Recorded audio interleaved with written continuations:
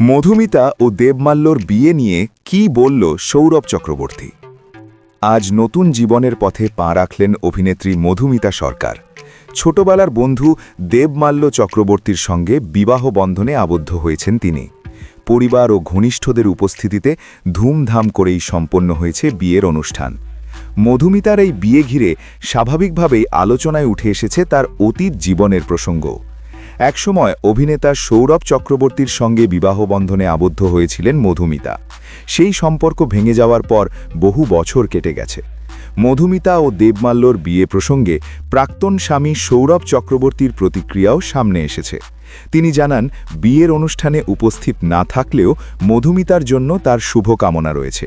সৌরভের কথায় তিনি চান মধুমিতা তার নতুন জীবনে সুখে থাকুক। এই মন্তব্যের মাধ্যমে সৌরভ স্পষ্ট করে দিয়েছেন যে অতীতের অধ্যায় পেছনে রেখে তিনি মধুমিতার বর্তমান জীবনের জন্য শুভেচ্ছাই জানাতে চান। সব মিলিয়ে আজ মধুমিতা ও দেবমাল্যর বিয়ের দিনে প্রাক্তন সম্পর্কের প্রসঙ্গ এলেও সৌরভ চক্রবর্তীর বক্তব্য ছিল সংযত ও সৌহার্দ্যপূর্ণ।